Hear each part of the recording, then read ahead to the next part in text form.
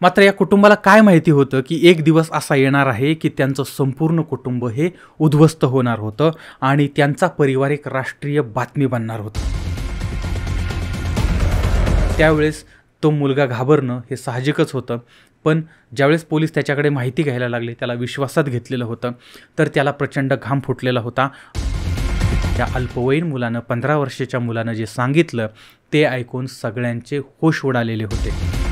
हा अशा पद्धतीचं कृत्य करू शकतो का?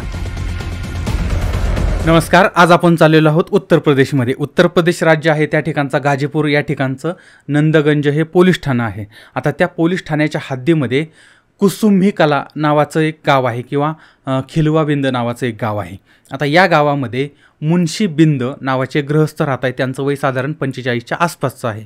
त्यांच्याबरोबर ती त्यांच्या बायको आहेत। बायकोचं नाव आहे देवंती बिंद, वय साधारण 40च्या आसपासचं आहे आणि त्यांना एक मुलगा आहे। मुलाचं नाव आहे रामशिष बिंद, त्याचं वय साधारण 20च्या आसपासचं आहे आणि त्यांना दुसरा एक मुलगा आहे, तो अल्पवयीन आहे, त्याचं वय साधारण 15च्या आसपासचं आहे।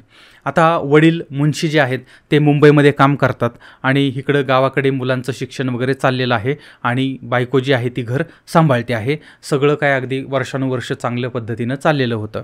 मात्र या कुटुंबाला काय माहिती होतं की एक दिवस असा येणार आहे की त्यांचं संपूर्ण कुटुंब हे उद्ध्वस्त होणार होतं आणि त्यांचा परिवार एक राष्ट्रीय बातमी बनणार होतं। तारीख आहे 7 जुलै 2024, वार होता रविवार आणि हाच दिवस होता ज्या कुटुंबासाठी घातक ठरलेला होता। वडील काही दिवसापूर्वी गावामध्ये आलेले होते, मुंबईवरून आलेले होते, सुट्टी होती आणि रविवारची सुट्टी पण होती, त्या दिवशी सगळे घरीच होते। आता संध्याकाळी गावामध्ये काहीतरी कार्यक्रम होता, त्या निमित्ताने ऑर्केस्ट्रा वगैरे ठेवलेला होता आणि रात्री मग सगळ्या कुटुंबाने जेवण वगैरे केलं आणि त्याच्यानंतर मग वडील आणि दोन्ही मुलं ही ऑर्केस्ट्रा बघायला गेलेली होती।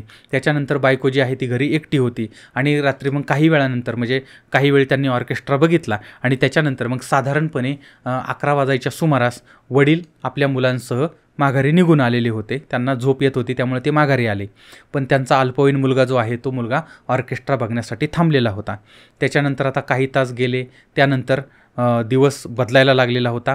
तारीख आहे 8 जुलै, वार झाला होता सोमवार आणि मध्यरात्रीच्या 12:01ची वेळ झालेली होती। मुलगा जो आहे तो ऑर्केस्ट्रा बघून घरी आला होता। आता घरी आल्यानंतर घरात पाय दारात पाय मोठमोठ्याने ओरडायला सुरुवात केली, आरडायला सुरुवात केली, कारण त्याच्या घराच्या समोर एका खाटेवरती त्याच्या वडिलांचा गळा चिरलेला होता, दुसऱ्या खाटेवरती आईचा गळा चिरलेला होता आणि हे सगळं बघितल्यावर मोठमोठ्याने तो ओरडत होता आणि धावत आतमध्ये गेला। आतमध्ये त्याच्या भावाची सुद्धा तशीच अवस्था होती। आता ह्याचा आरडाओरडा ऐकला, लोक त्या ठिकाणी जमा झालेले आहेत, माहिती सगळी वाऱ्यासारखी सगळीकडे पसरलेली आहे, सगळीकडे खळबळ उडालेली आहे आणि त्या ठिकाणी गर्दी जमायला लागलेली आहे। आता गावामध्ये तिहेरी हत्याकांडामुळे वातावरण अगदी तंग झालेलं होतं। मध्यरात्री हे सगळं घडलेलं होतं। आता गावकऱ्यांनी लगेच नंदगंज पोलीस जे आहे त्या पोलीस ठाण्याला माहिती दिलेली होती। माहिती मिळताच पोलीस घटनास्थळी आलेले आहेत। त्यांनी हे जे मृतदेह आहे ते ताब्यात घेतले, घटनास्थळाची पाहणी केली, पंचनामा केला, पण त्यांना काही पुरावा सापडलेला नव्हता। आता पोलिसांना संशय आला की काहीतरी लूटपाटीच्या उद्देशानं ही हत्या केलेली असावी। मात्र या कुटुंबाकडून काय चोरी करणार? चोरी करायला चोर जर आला तर तो चोरी करण्यासाठी यांच्या घरात काहीच नाही आहे आणि 3 जणांचा मर्डर तो का करेल? आणि लहान मुलगा जो आहे तो एक 15 वर्षाचा मुलगा जो आहे तो ऑर्केस्ट्रा बघायला गेलेला होता। घरामध्ये वडील आणि मुलाची हत्या झालेली आहे, आईची हत्या झालेली आहे। आता पोलिसांनी बॉडी ताब्यात घेऊन पोस्टमॉर्टमला शासकीय रुग्णालयात पाठवली आणि 9 जुलै 2024 रोजी पोलिसांनी तपासाला सुरुवात केलेली होती। आता घटनास्थळाची पाहणी केली होती, मात्र पुरावा मात्र काही मिळालेला नव्हता। आता गावातल्या स्थानिकांनी घडलेलं जे काय होतं की बाबा हा मुलगा हे दोघं घरी झोपले होते, मुलगा तिथं ऑर्केस्ट्रा बघत होता, नंतर तो घरी आला होता, अशा पद्धतीची माहिती मिळालेली होती।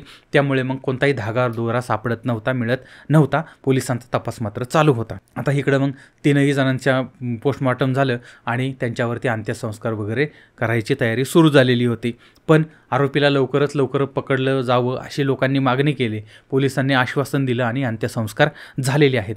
आता पोलिसांनी मयत बिंदू यांचा मुलगा जो आहे, कारण तोच एकमेव जिवंत राहिला होता त्या घरामध्ये, तर मग त्याची चौकशी करायला सुरुवात केली। आता लहान मुलगा जो आहे तो त्या पोलिसांच्या चौकशीला घाबरायला लागलेला होता आणि साहजिकच आहे, कारण घरामध्ये 3 लोकांचा मर्डर होतो आणि पोलीस जेव्हा आपली चौकशी करतात त्यावेळेस तो मुलगा घाबरणं हे साहजिकच होतं। पण ज्यावेळेस पोलीस त्याच्याकडे माहिती घ्यायला लागले, त्याला विश्वासात घेतलेलं होतं, तर त्याला प्रचंड घाम फुटलेला होता आणि तो उडवाउडवीची उत्तरं देऊ लागलेला होता, चुकीची उत्तरं द्यायला लागलेला होता. म्हणजे जर तो घाबरला असेल तर ततपप होऊ शकतं किंवा त्याच्याकडून उत्तराला डिले होऊ शकतं किंवा असं. पण ती चुकीची उत्तरं ज्यावेळेस तो द्यायला लागला त्यावेळेस मात्र पोलिसांना संशय आला. पोलिसांनी मग अजूनच सक्ती दाखवली आणि त्यानंतर या अल्पवयीन मुलानं, 15 वर्षाच्या मुलानं जे सांगितलं ते ऐकून सगळ्यांचे होश उडालेले होते. अल्पवयीन मुलानंच आपल्या आई वडील आणि आपल्या मोठ्या भावाची हत्या केली होती, त्यांचा मर्डर केलेला होता. आणि प्रश्न हा निर्माण होतो की एवढा छोटासा मुलगा हा अशा पद्धतीचं कृत्य करू शकतो का, आणि त्यानं ते का केलेलं असेल. त्यानं जे कारण सांगितलं होतं ते मात्र हैराण करणारं होतं. आता नक्की घटना काय होती तर साधारणपणे 2 वर्षापूर्वी हा जो अल्पवयीन मुलगा आहे त्या मुलाची मैत्री त्याच गावातील एका अल्पवयीन मुलीबरोबर झालेली होती. म्हणजे आता यानं जेव्हा खून केले त्यावेळी त्याचं वय साधारण 15च्या आसपासचं होतं. म्हणजे 2 वर्षापूर्वी याचं वय साधारण 13च्या आसपासचं होतं.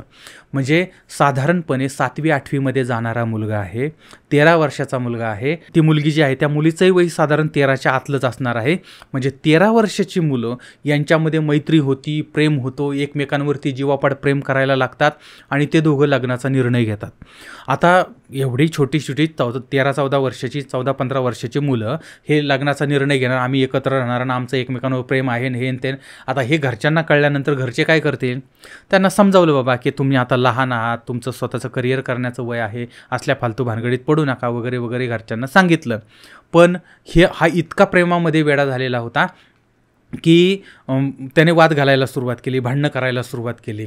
आणि ह्याच्यामध्ये सांगितलं की बाबा तू लहान आहेस, तुझा मोठा भाऊ आहे, त्याचं लग्न व्हायचं आहे, त्याच्यानंतर तुमचं वय झाल्यानंतर आपण लग्न करूया किंवा काय. मग घरच्यांनी नकारच दिला. नकार दिल्यानंतर मग ह्यानं विरोध करायला सुरुवात केली. आम्हाला लग्न करायचं आहे म्हणजे करायचं आहे, आणि आमच्या प्रेमाला विरोध म्हणजे काय, अरे मी प्रेमवीर आहे, प्रेमामध्ये सगळं माप असतं, आपण हिरोसारखं काही करू शकतो, पिक्चरमधला हिरो कसं हे करतो ते करतो, कुठूनही उड्या मारतो, कुणालाही मारतो, का तर त्याच्या प्रेमात आडवा आला की त्याला संपून टाकायचं, अशा पद्धतीचं म्हणजे काहीतरी असं त्यांच्या त्या पोराच्या डोक्यामध्ये फिरायला लागलं होतं. आणि आपल्या प्रेमामध्ये आपली आई, आपल्या वडील, आपला भाऊ अडथळा ठरतोय असं त्याला वाटत होतं. आणि त्यामुळं त्यानं आपल्या सगळ्या कुटुंबालाच मारून टाकायचं पण प्रेमामध्ये विजय मिळवायचा, अशा पद्धतीची कल्पना त्याच्या डोक्यामध्ये फिरायला लागली. त्यानं प्लॅनिंग करायला सुरुवात केलं होतं. त्यानं अगोदर घरामध्ये विळा वगैरे आणून ठेवलेला होता की विळ्याने या तिघांनाही कापून काढायचं. आणि ज्यावेळेस त्या दिवशी म्हणजे अगोदर वाट बघत होता, तो अनेक दिवसापासून वाट बघत होता. आणि ज्यावेळेस त्या गावात ऑर्केस्ट्रा होता, आता ऑर्केस्ट्रा होता पण त्यावेळेस आता वडील आई घराच्या बाहेर झोपलेले होते वेगवेगळ्या खाटांवरती, भाऊ घरामध्ये झोपलेला होता. आता हे सगळे गाढ झोपले. त्याच्यानंतर हा अल्पवयीन मुलगा जो आहे तो मुलगा रात्रीचा उठला, त्यानं वेळा काढला, दारू पिला आणि बाहेर गेला. आणि आपले आईवडील झोपले होते, त्या आईवडिलांच्या झोपेमध्येच असं त्यांचं तोंड दाबलं आणि त्यांचा गळा असा चिरला की त्यांचा आवाजच येणार नाही. आणि बापाला संपवलं, आईला संपवलं. त्याच्यानंतर परत घरात आला. घरात आल्यानंतर मग भाऊ जो होता त्यालासुद्धा त्यानं तशाच पद्धतीनं संपवलं. आणि त्यानं आता हे 3ही जणांना मारलं, त्यांचा मर्डर केला. त्याच्या अंगावर रक्ताचे डाग होते आणि हातामधला जो विळा होता तर तो सुद्धा रक्तानं भिजलेला होता. आता त्यानं मग प्लॅन केला, त्यानं आपले कपडे बदलले, रक्तानं माखलेले कपडे, त्यानंतर तो जो विळा होता तो विळा घेऊन तो घराच्या बाहेर पडला. त्यानंतर एका शेतामध्ये गेला, त्या ठिकाणी त्यानं विळा जो आहे तो जमिनीमध्ये पुरला किंवा लपवला. त्यानंतर मग कपडे जे आहेत रक्तानं भिजलेले ते दुसरीकडे टाकून दिले. आणि या तिघांची हत्या केल्यानंतर मुलगा जो आहे तो ऑर्केस्ट्रा बघण्यासाठी गर्दीमध्ये सामील झाला. काही काळ त्यानं तिथं थांबण्याचा बनाव केला. आणि मग त्यानं काही त्याचे मित्र वगैरे असतील त्यांच्याशी जरा जाऊन त्यांच्याशी बोलला बिल्ला, म्हणजे उद्याच्याला पोलिसांनी विचारलं तर अरे हा आला होता इथं, अशा पद्धतीनं सांगण्यासाठी. असं सगळं करून प्लॅन करून त्यानं हे सगळं केलेलं होतं. पण त्याचा सगळा भांडाफोड झाला. आणि आता हा जो अल्पवयीन आहे त्या अल्पवयीनाला बालसुधार गृहामध्ये त्याची रवानगी करण्यात आलेली आहे. म्हणजे जी व्यक्ती दारू पिते, जी व्यक्ती 3 मर्डर करते, 3 व्यक्ती मर्डर करण्याचा प्लॅन करते, जी व्यक्ती या सगळ्यातनं वाचवण्याचा प्रयत्न करते, पण ती व्यक्ती अल्पवयीन असू शकते का, किंवा अल्पवयीन कशी म्हणता येऊ शकते. पण आता याचा विचार संबंधित यंत्रणेनं केला पाहिजे. आणि घरच्यांना सुद्धा माझी विनंती आहे की हे झालं त्या मुलाची बाजू की बाबा सन्माननीय यंत्रणा जी आहे त्या यंत्रणेनं अल्पवयीन या गोष्टीचं म्हणजे ज्याचा जसा गुन्हा असेल तशी त्याला शिक्षा मिळाली पाहिजे.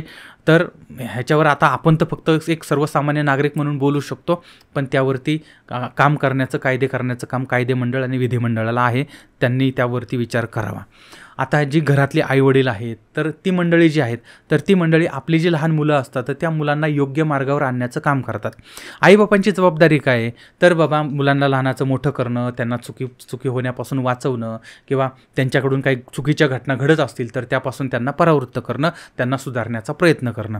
पण मुलं जेव्हा मोठी वयात आपली चपला त्यांना यायला लागतात आणि आपला सदरा त्यांना यायला लागतो, त्यावेळेस मात्र अशा मुलांना त्यांच्या पद्धतीने वागू द्या. त्यांना समजावण्याचा प्रयत्न करा.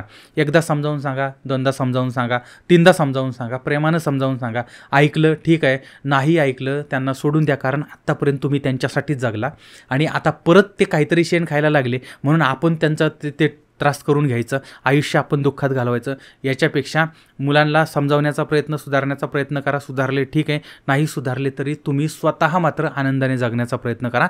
आनंदाने जगा, कारण आपलं आयुष्य कधी काय होईल सांगता येत नाही. त्यामुळे प्रत्येक दिवस आनंदाने जगा. आणि दुसरी गोष्ट की घरामध्ये समजा आता कोणी मनाच्या विरुद्ध प्रेम करत असेल किंवा मनाच्या विरुद्ध लग्न करत असेल किंवा आणखी काही त्याचं करत असेल तर त्याची चूक असेल त्याला दाखवून द्या.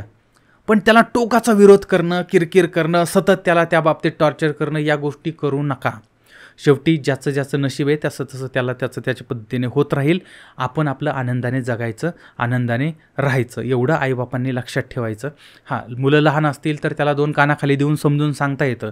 मोठी झाल्यानंतर टोंगळे त्यांच्या पद्धतीनं वागत राहतात, त्यांना त्यांच्या पद्धतीने वागू द्या. आता याबाबतीत तुम्हाला काय वाटतं, तुमचं मत काय आहे ते सुद्धा मला जरूर कळवा. पुन्हा भेटूया पुढच्या भागामध्ये एका नवीन विषयासह. तोपर्यंत धन्यवाद.